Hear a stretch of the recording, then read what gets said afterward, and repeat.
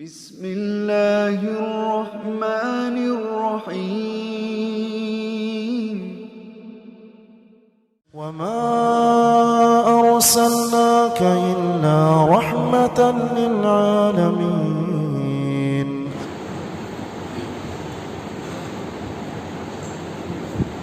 السلام عليكم ورحمة الله وبركاته. إن الحمد لله نحمده ونستعينه ونستغفره ونعوذ بالله من شرور أنفسنا ومن سيئات أعمالنا. من يهده الله فلا مضل له ومن يضلل فلا هادي له. وأشهد أن لا إله إلا الله وأشهد أن محمدا عبده ورسوله. يا أيها الذين آمنوا اتقوا الله حق تقاته ولا تموتن إلا وأنتم مسلمون.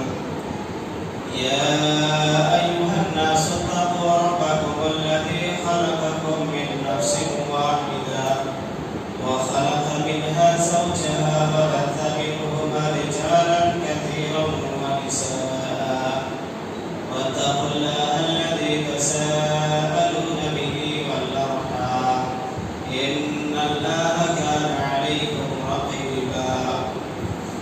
يا أيها الذين آمنوا اتقوا الله وقولوا قولا سديدا يصلح لكم أعمالكم ويغفر لكم ذنوبكم ومن يطع الله ورسوله فقد فاز فوزا عظيما.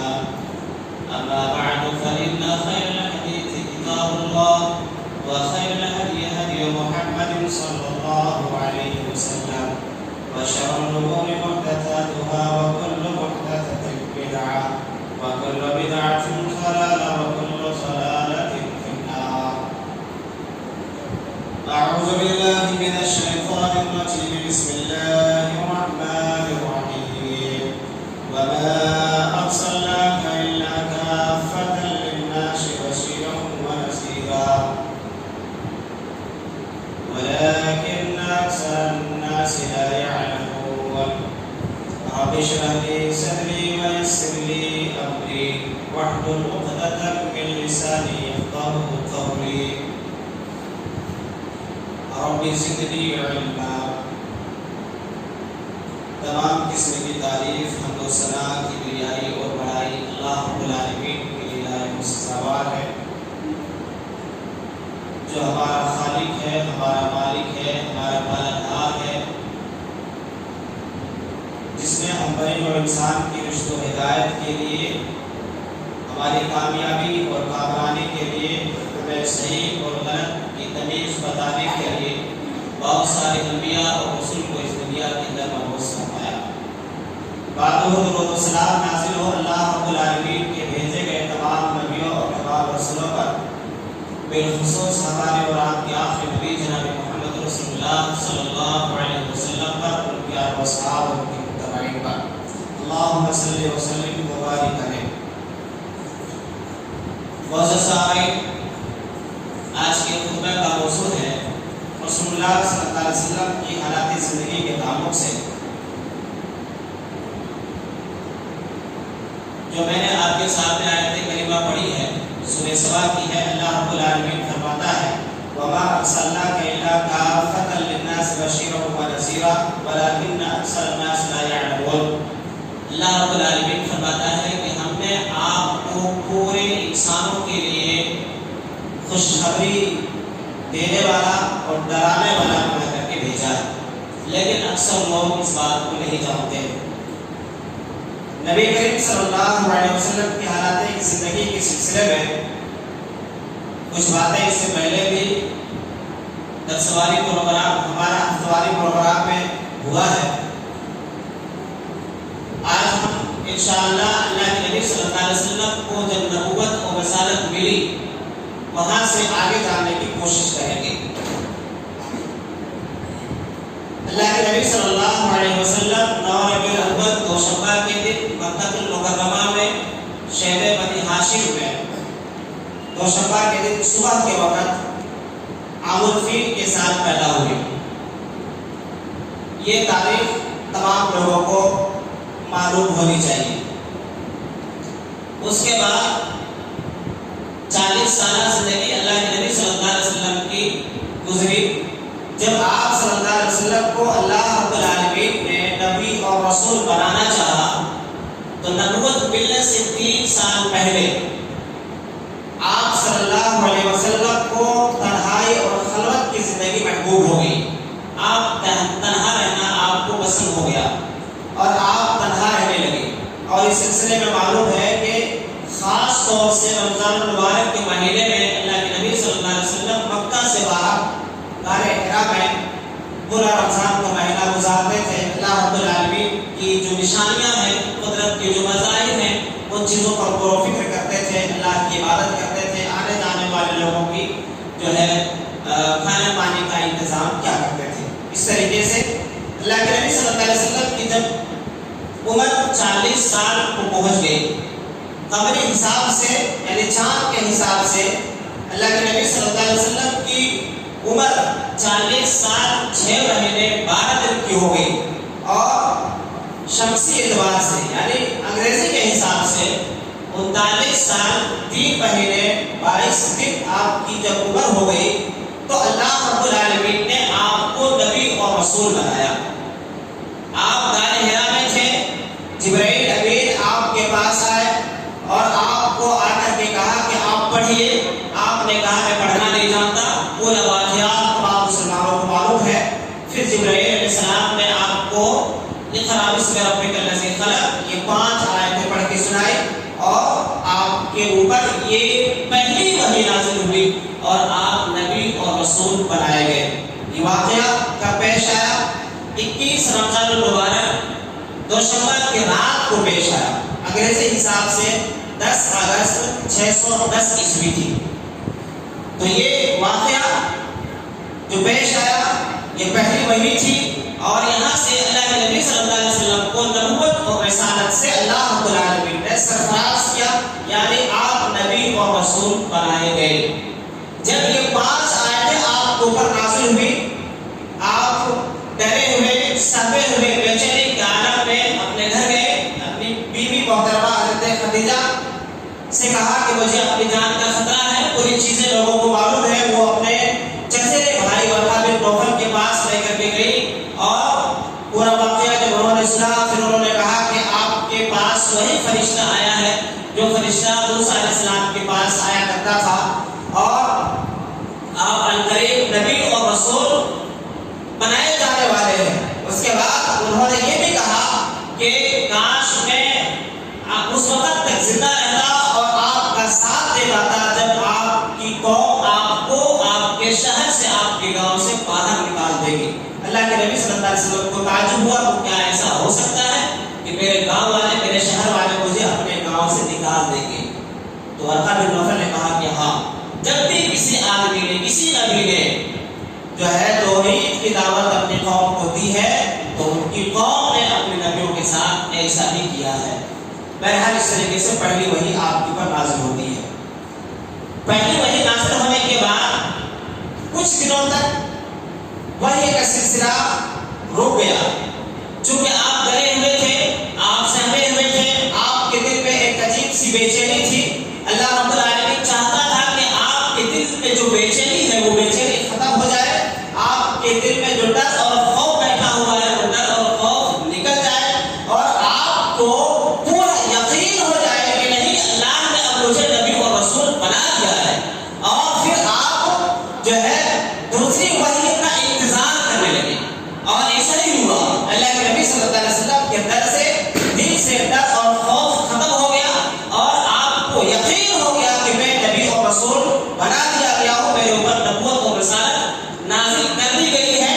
پھر آپ کو وحی کا انتظار ہونے لگا.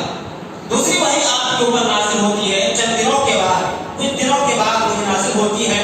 اللہ کے نبی صلی اللہ علیہ وسلم فرماتے ہیں کہ میں مکہ سے باہر چلا جا رہا تھا، اتنے میں آسمان سے ایک آواز آئی، اے محمد. میں نے آسمان کی طرف نظر اٹھا کر کے دیکھا تو وہی فرشتہ جو پہلی دفعہ غار حرا میں مجھے ملا تھا، وہی فرشتہ آسمان اور زمین کے بیچ میں، آسمان اور زمین کے بیچ میں ہے. اور وہ فرشتے نے مجھ سے کہا کہ آپ اللہ کے رسول ہیں، آپ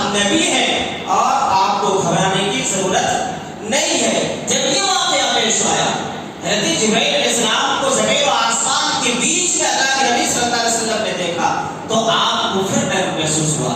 آپ پھر اپنے گھر گئے اور جا کر کے اپنی بیوی حضرت خدیجہ سے کہا کہ مجھے چادر اڑا دو، مجھے چادر اڑا دو. وہاں پر جب یہ واقعہ پیش آیا تو دوسری وحی آپ کے اوپر نازل ہوئی. اللہ رب العالمین نے سورہ مدثر کی چند آیات نازل فرمائی. یا ایھا المدثر قم فانذر. تو اللہ رب العالمین نے سورہ مدثر کی چند آیتیں نازل فرمائی اور اللہ رب العالمین نے فرمایا اے چادر اوڑھنے والے آپ کھڑے ہو جائیے اور لوگوں کو ڈرائیے. جو یہ سورت کی چند آیتیں نازل ہوئی ان آیتوں کے اندر اللہ رب العالمین نے کچھ خاص احکام دیے اللہ کے نبی صلی اللہ علیہ وسلم کو. وہ احکام کیا تھے؟ پہلا حکم یہ تھا انذار کا، یعنی ڈرانے کا.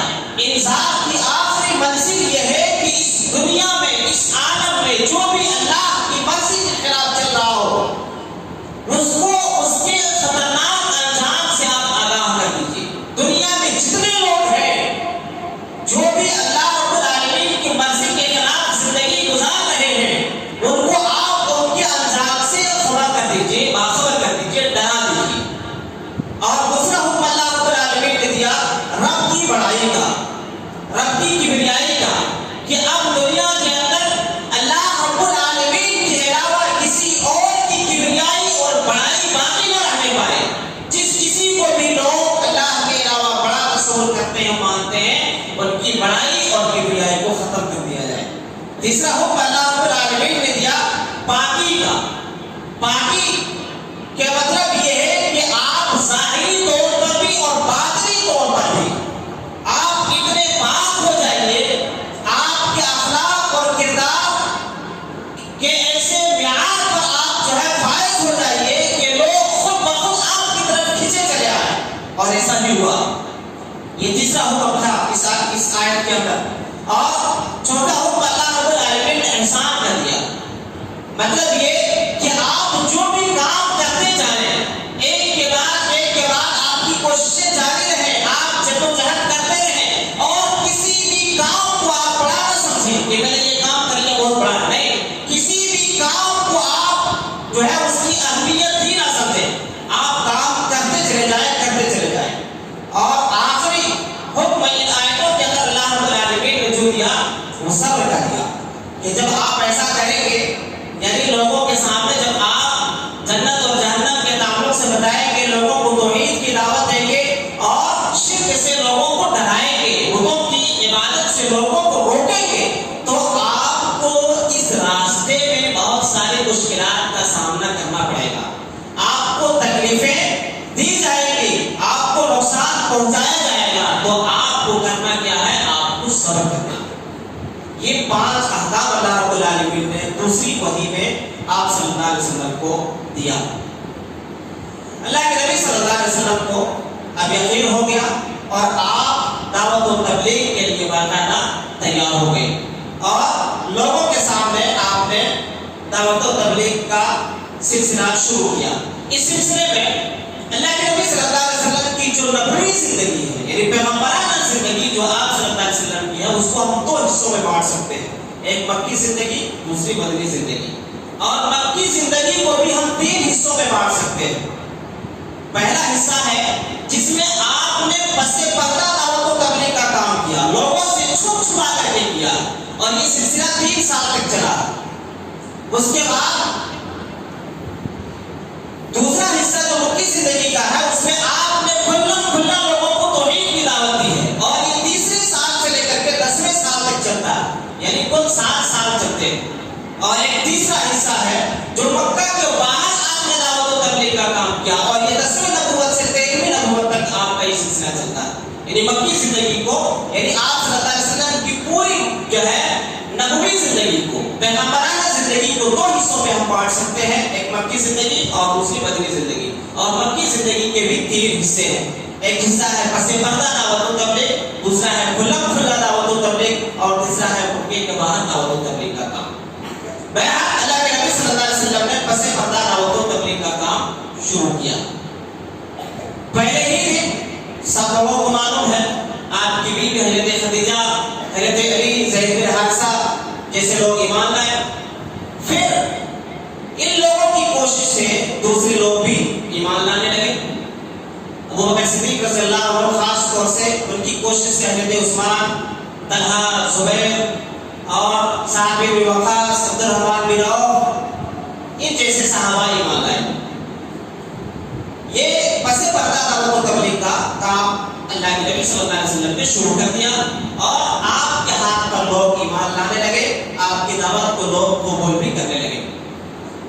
اسی دوران اللہ رب العالمین نے، اللہ تبارک و تعالیٰ نے آپ صلی اللہ علیہ وسلم کے اوپر ایک تیسری وحی نازل کی، اور اس تیسری وحی کے اندر اللہ رب العالمین نے فرمایا وَأَنذِرْ عَشِيرَتَكَ الْأَقْرَبِينَ کہ نبی آپ اپنے گھر والوں کو، اپنے خاندان والوں کو ڈرائیے۔ جب یہ حکم ملا تو اللہ کے نبی صلی اللہ علیہ وسلم کوہ صفا پر جا کر کے کھڑے ہوئے، اور کھڑے ہونے کے بعد آپ نے یا صباح کا اعلان لگایا، صدا لگائی، تمام لوگ جمع ہوئے۔ جمع ہونے کے بعد آپ صلی اللہ علیہ وسلم نے نام لینے تک بھی کہا کہ قریش والوں، ایک جو ہے عبد مناف والوں، اے فاطمہ بنت محمد، تمام کو کہا کہ تم لوگوں کو اگر میں اس بات کی خبر دوں کہ اس پہاڑ کے پیچھے ایک بہت بڑی فوج ہے، ایک بڑا لشکر ہے جو تم پر بہت جلد حملہ کرنے والا ہے، تو کیا تم لوگ میری بات کو مانو گے؟ کہا کہ ہاں، ہم نے آپ کو ہمیشہ سچا پایا ہے اور آپ کی بات کو ہم نے کبھی بھی جھوٹ نہیں پایا ہے، اس لیے آپ کی بات کو ضرور مانیں گے۔ لیکن جب آپ نے کہا کہ آپ سب لوگ ایک اللہ کی طرف آ جاؤ، توحید کی دعوت کو قبول کر لو، تو وہیں سے مخالفت شروع ہوئی۔ سب سے پہلا شخص ابو لہب نے کہا کہ محمد تمہاری بربادی ہو، کیا تم نے ہمیں اسی لیے یہاں جمع کیا تھا؟ اور پھر اس کے جواب میں اللہ رب العالمین نے تبت یدا ابی لہب پوری سورت نازل فرمائی۔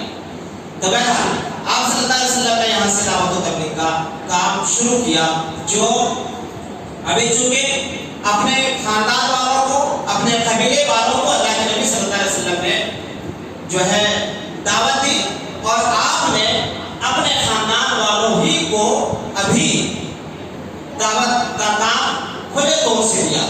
لیکن چونکہ آپ نے جب یہاں صفا پہاڑی پر آپ نے توحید کا اعلان کیا اور لوگوں کو ایک اللہ کی طرف بلایا، تو یہیں سے مخالفت شروع ہو گئی، اور اللہ کے نبی صلی اللہ علیہ وسلم کے ساتھ ساتھ آپ کے جو ماننے والے صحابہ تھے ان کو مختلف طریقے سے دین سے روکنے کی کوشش کی گئی۔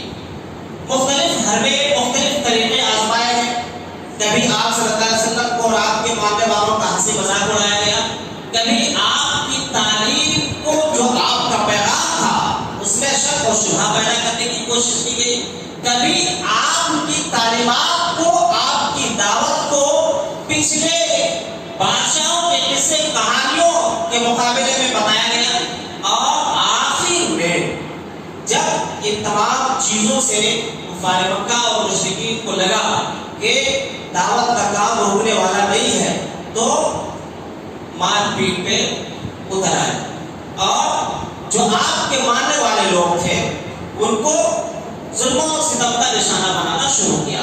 اور اس سلسلے میں جتنے بھی نام میں نے پہلے سنائے، حضرت ابو بکر ہو یا حضرت عثمان ہو یا حضرت بلال ہو یا حضرت جو عمار بن یاسر ہو، وغیرہ وغیرہ جتنے بھی صحابہ ہیں، ان تمام کے تمام صحابہ کرام کو کفار مکہ اور مشرکین نے جو ہے ستانا شروع کیا، ان کو مارنا، ان کے اوپر ظلم و ستم کرنا شروع کیا، اور مختلف قسم کی سزائیں دی، مختلف قسم کے جو ہے عذاب سے ان کو دوچار کیا گیا، تاکہ یہ دین اسلام سے پھر جائے اور ایک اللہ کو چھوڑ کر کے وہ 360 جو معبودوں کو مانتے تھے ان 360 معبودوں کی طرف آ جائیں۔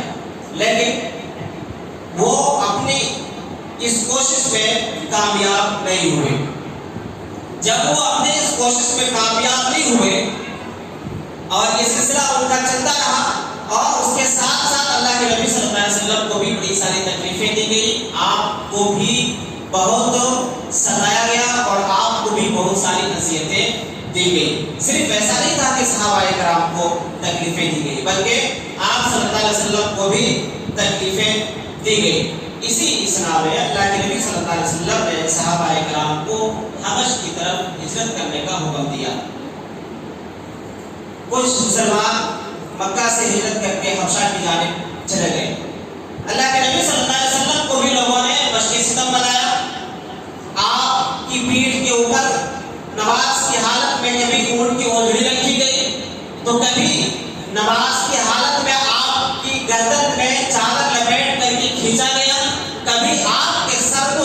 بھی کیا گیا. اس سلسلے میں آتا ہے اور کہ اللہ کے نبی صلی اللہ علیہ وسلم ایک دفعہ صفا پہاڑی کے پاس بیٹھے ہوئے تھے. اتنے میں ابو جہل کا گزر ادھر سے ہوا اور ابو جہل نے برا بھلا کہا. اللہ کے نبی خاموش رہے, کوئی جواب نہیں دیا. جب آپ نے کوئی جواب نہیں دیا, خاموش رہے, تو ابو جہل بدبخت نے ایک پتھر اٹھایا اور اللہ کے نبی کے سر میں دے مارا, جس سے آپ زخمی ہو گئے اور آپ کے سر سے خون کے فوارے جاری ہو گئے. یہ واقعہ جو ہے ایک عورت نے, عبداللہ بن جدعان کی لوٹی تھی, اس نے آپ کے چچا حمزہ کو سنایا اور آپ کے چچا حمزہ کو بڑا غصہ آیا اور اس نے بدلے میں ابو جہل کو جا کر کے مارا. اور اس واقعے ہی کی وجہ سے آپ کا چچا حضرت حمزہ رضی اللہ عنہ ایمان لے آئے. حضرت حمزہ رضی اللہ عنہ کے ایمان لانے کے بعد پھر حضرت عمر رضی اللہ عنہ بھی ایمان لائے. صرف 3 دن کے آگے پیچھے یہ دونوں صحابی رسول ایمان لاتے. اللہ کے نبی صلی اللہ علیہ وسلم کو دعوت و تبلیغ سے روکنے کے لیے کفار مکہ نے, مشرکین نے اور قریش نے بہت سارے حربے آزمائے, بہت ساری کوششیں کی, آپ کے اوپر ظلم و ستم کیے, آپ کو دنیا اور ساز و سامان دینے کا آپ کے پاس لالچ بھی دیا گیا اور جو ہے ابو طالب کو دھمکی بھی دی گئی. بہت سارے طریقے. ایک دفعہ مشرکین آئے, قریش کے لوگ آئے اور ابو طالب کو دھمکی دی کہ آپ اپنے اس بھتیجے کو روک لو ورنہ ہم آپ سے چھت پہ اتر جائیں گے. یہ جب سننا تھا, یہ دھمکی دی مشرکین نے اور قریش نے, تو ابو طالب نے اپنے بھتیجے جناب محمد رسول اللہ صلی اللہ علیہ وسلم سے کہا کہ بھتیجے اب ان کوڑی ہڈیوں پر رحم کھاؤ اور خود پر بھی رحم کھاؤ اور اس چیز سے رک جاؤ. اللہ کے نبی صلی اللہ علیہ وسلم نے جب دیکھا کہ اب میرا چچا بھی میرا ساتھ دینے کو تیار نہیں ہے, تو آپ صلی اللہ علیہ وسلم وہاں سے روتے ہوئے واپس پلٹے. جب آپ کو روتا ہوا دیکھا, آپ کے چچا نے تو کہا کہ محمد, میرے بھتیجے, میرے بیٹے, تمہاری جو جی آئے, تمہاری جو بھی دعوت ہے وہ دعوت تم عام کرو, ہم مرتے دم تک تمہارے ساتھ کھڑے رہیں گے. جب یہاں پر بھی کفار اور مشرکین کو لگا کہ نہیں, ہماری کوشش جو ہے کامیاب نہیں ہو رہی ہے, تو دوسری دفعہ پھر ابو طالب کے پاس ایک بزرگ کی شکل میں یہ لوگ گئے اور ولید بن مغیرہ کا ایک بیٹا تھا عمارہ.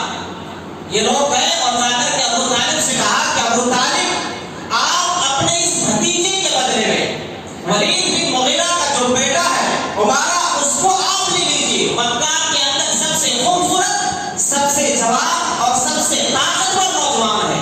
آپ اس بچے کو لے لیجیے اور آپ اپنے بھتیجے کو ہمارے حوالے کر دیجیے تاکہ ہم آپ کے بھتیجوں کا قتل کر دیں. نعوذ باللہ.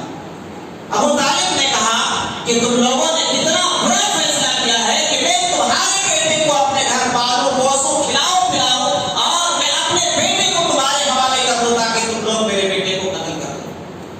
بہرحال یہ معاملہ ان کا نہیں ہو پایا. ابو طالب نے سرے سے انکار کر دیا کہ ایسا ہونا ناممکن ہے. جب یہاں سے بھی وہ لوگ جب مایوس ہو گئے, تو آخر میں قریش کے جو چنندہ لوگ تھے, کفار مکہ اور مشرکین جو نامور لوگ تھے, ان میں سے 25 لوگ جمع ہوئے اور رسول اللہ صلی اللہ علیہ وسلم کو قتل کرنے کی پلاننگ شروع کی. ارادہ کیا, ایک تجویز پیش کی اور ایک سازش ان لوگوں نے رچا کہ یہاں سے محمد صلی اللہ علیہ وسلم کو قتل کر دیا جائے, کیونکہ اس دعوت کو روکنے کے صرف 2 ہی راستے ہیں. وہ راستے کیا ہے؟ یا تو ابو طالب اپنے بھتیجے کو روک لے اور محمد صلی اللہ علیہ وسلم خود دعوت کے کام سے رک جائے, یا دوسرا طریقہ یہ ہے کہ محمد صلی اللہ علیہ وسلم ہی کو نعوذ باللہ قتل کر دیا جائے تاکہ یہ دعوت کا کام سرے سے ختم ہو جائے, رک جائے. لوگوں نے آپ کو مارنے کی جو ہے بنانے کی اور اس طریقے سے ساری چیزیں ان لوگوں نے کی. اور جیسا میں نے ابھی کہا کہ یہ سارے کام کہاں سے ہو رہے تھے؟ یہ سارے کام 13ویں یعنی 7ویں نبوت تک ہوئے. یعنی جب سے آپ صلی اللہ علیہ وسلم نے نبوت اور رسالت کا اعلان کیا, اس وقت سے لے کر کے 7ویں سال تک یہ ظلم و ستم, تمام قسم کی چیزیں ہوتی رہی. صحابہ کرام کو ستایا گیا, اللہ کے نبی صلی اللہ علیہ وسلم کو مارنے کی کوششیں کی گئی, ساری چیزیں ہوتی رہی. جب سن 6 نبوت کو حضرت اور حضرت عمر رضی اللہ عنہ دونوں ایمان لائے تو اسلام کو ذرا مضبوطی حاصل ہوئی. حضرت عبداللہ بن مسعود رضی اللہ عنہ خود کہتے ہیں کہ اسلام پردے میں تھا، لیکن جب حضرت عمر رضی اللہ عنہ ایمان لائے تو اسلام پردے سے باہر نکل گیا. اور جب حضرت عمر رضی اللہ عنہ ایمان لائے، ایمان لانے کے بعد انہوں نے کہا اللہ کے نبی کیا ہم حق پر نہیں ہیں، چاہے ہم جیے چاہے مرے؟ اللہ کے نبی صلی اللہ علیہ وسلم نے کہا کہ عمر ہم بالکل حق پر ہیں. عمر نے کہا کہ اللہ کے نبی جب ہم حق پر ہیں تو پھر ان کفار اور مشرکین سے ڈرنے اور چھپنے کی ضرورت کیا ہے؟ اللہ کے نبی ہم باہر نکلیں گے اور کھلے طور پر خانہ کعبہ میں جا کر کے نماز ادا کریں گے. حضرت عمر رضی اللہ عنہ نے سب بنائی، دو صفیں مسلمانوں کی بنی. پہلی صف پہ حضرت عمر رضی اللہ عنہ تھے اور دوسری صف پہ حضرت حمزہ رضی اللہ عنہ تھے. دونوں جو ہے اب یہاں سے اسلام جو ہے کھلے عام لوگوں کے سامنے ظاہر ہوا. اللہ کے نبی صلی اللہ علیہ وسلم نے کعبۃ اللہ میں جا کے لوگوں کو نماز پڑھائی. یہاں تک کہ جو ہے 6 سال گزرے. 7ویں سال جب آیا تو اور ابو طالب رضی اللہ حضرت ابو طالب بھی چونکہ بے چین اور وہ بھی ڈرے سر میں رہتے تھے کہ پتہ نہیں کفار مشرکین قریش کے لوگ کب میرے بھتیجے کے اوپر حملہ کر دیں گے یا میرے اوپر چڑھائی کر دیں گے. تو انہوں نے بھی اپنے قبیلے کے لوگوں کو جمع کیا، خاص طور سے بنو مطلب اور عبد مناف والے کے لوگوں کو بلایا اور کہا کہ دیکھو اب تک میں نے اپنے بھتیجے محمد صلی اللہ علیہ وسلم کا ساتھ دیا ہے، لیکن اب ہم سے اکیلے یہ کام نہیں ہو پائے گا. اس لیے اب ہمارے خاندان کا مسئلہ ہے، یہ آدمی بھی یعنی محمد صلی اللہ علیہ وسلم بھی ہمارے خاندان کے ہیں، اس لیے ان کا ساتھ ہم کو مل جل کر کے دینا پڑے گا. یہ بات ہو گئی. یعنی آپ صلی اللہ علیہ وسلم کے خاندان کے ساتھ یعنی بنو ہاشم، بنو مطلب اور عبد مناف یہ 3 قبیلے ساتھ ہو گئے. اللہ کے نبی صلی اللہ علیہ وسلم کے ساتھ کھڑے ہو گئے، چاہے اس میں مسلمان تھے یا کافر تھے، سارے کے سارے ساتھ میں کھڑے ہو گئے. جب یہ معاملہ کفار مشرکین کو اور دوسرے قریش کے لوگوں کو معلوم ہوا تو ان لوگوں نے ایک دوسری پلاننگ شروع کی. اور وہ پلاننگ کیا تھی کہ ان 3 قبیلوں کا مکمل طریقے سے سوشل بائیکاٹ کر دیا جائے. ان سے کھانا پانی لینا دینا شادی بیاہ قتل سلام کلام بات چیت تمام چیزیں ان لوگوں سے بند کر دیا جائے. اور باقاعدہ یہ معاہدہ لکھا گیا اور کعبہ کے دروازے پر لٹکا دیا گیا کہ آج کے بعد سے محمد صلی اللہ علیہ وسلم کے ماننے والے ان کے خاندان بنو ہاشم کے اور بنو مطلب کے اور بنو عبد مناف کے ان تمام لوگوں سے لین دین بات چیت سلام کلام کھانا پینا شادی بیاہ اور تجارت کاروبار ساری چیزیں بند کر دی جائیں. جب یہ معاملہ ہوا تو اللہ کے نبی صلی اللہ علیہ وسلم اپنے خاندان والوں کے ساتھ شیب ابی طالب پہ محصور ہو گئے، یعنی قید ہو گئے. چونکہ تمام مکہ والوں نے رشتہ ناتا ختم کر لیا اور یہ 3 قبیلے مجبور ہوئے اپنے آپ کو قید کرنے پر. اور یہ 3 قبیلوں نے اللہ کے نبی صلی اللہ علیہ وسلم کا ساتھ دیا اور اللہ کے نبی صلی اللہ علیہ وسلم کے ساتھ یہ قبیلے بھی شیب ابی طالب کے اندر جو پہاڑ میں ایک گھاٹی تھی اس گھاٹی میں تمام کے تمام لوگ 3 قبیلے کے لوگ اور دوسرے قبیلے کے جو بھی مسلمان تھے صحابہ کرام تھے تمام لوگ قید ہو گئے. اور یہ محصوری یا یہ قید کا عالم مسلسل 3 سال تک چلا. سن 7 نبوت سے سن 10ویں نبوت تک 3 سال تک صحابہ کرام اللہ کے نبی صلی اللہ علیہ وسلم اور آپ کے خاندان کے لوگ چاہے وہ مسلمان تھے یا غیر مسلم تھے تمام لوگوں نے بڑی پریشانیاں اٹھائی. کھانے پینے کی چیزیں تک نہیں تھی. روایتوں کے اندر آتا ہے کہ بچے بھوک سے بلکتے تھے، اس قدر روتے تھے کہ بچوں کے رونے کی آواز گھاٹی کے باہر جاتی تھی. صحابہ کرام اور ساتھ کے جو لوگ تھے وہ چمڑے چوس چوس کر کے درخت کے پتے اور درخت کے چھالے کھا کھا کر کے ان لوگوں نے 3 سال کا عرصہ گزارا. 3 سال کے بعد 10ویں نبوت میں یہ جو معاہدہ یا یہ جو بائیکاٹ کیا گیا تھا یہ معاہدہ ختم ہو گیا. اور 3 سال کے بعد اللہ کے نبی صلی اللہ علیہ وسلم اپنے ماننے والوں کے ساتھ اپنے خاندان والوں کے ساتھ شیب ابی طالب سے پھر دوبارہ نکل کر کے مکہ میں آئے اور پھر یہاں سے جب یہ محصوری یعنی یہ قیدی کا زمانہ ختم ہوا 10ویں نبوت میں، یہاں سے 10ویں نبوت سے اللہ کے نبی صلی اللہ علیہ وسلم نے مکہ کے باہر دعوت و تبلیغ کا کام شروع کیا، اور اس سلسلے میں پہلا سفر آپ نے طائف کی جانب کیا۔ بہرحال آگے کی باتیں انشاءاللہ آگے آئے گی۔ اللہ تبارک و تعالیٰ سے دعا ہے اللہ تعالیٰ ہم سب کو اپنے آخری نبی جناب محمد رسول اللہ صلی اللہ علیہ وسلم کی سیرت کو جاننے، سمجھنے اور آپ کو اپنا اسوہ بنانے کی توفیق عطا فرمائے۔ الہ العالمین ہم سب کو کتاب و سنت کے مطابق اپنی زندگی گزارنے کی توفیق عطا فرمائے۔ الہ العالمین ہم میں سے جو بھی مسلمان بیمار ہیں اللہ تعالیٰ تو ان کو شفائے کاملہ عاجلہ عطا فرما۔ الہ العالمین جو بے روزگار ہیں ان کو حلال اور پاکیزہ روزی عطا فرما۔ الہ العالمین جو پریشان حال ہیں اللہ تعالیٰ تو ان کی پریشانی کو دور فرما۔ الہ العالمین جو مقروض ہیں، قرض میں ڈوبے ہوئے ہیں اللہ تعالیٰ تو ان کے قرض کو ادا کرنے کا کوئی آسان اور سہل سا راستہ عطا فرما۔ الہ العالمین ہم سب جب تک اس دنیا کے اندر جئیں اسلام، ایمان اور توحید پر جئیں، اور جب بھی ہمارا خاتمہ ہو خاتمہ بالخیر، ایمان، اسلام، توحید پر ہمارا خاتمہ فرمانا۔ آمین ثم آمین۔ وآخر دعوانا الحمدللہ رب العالمین۔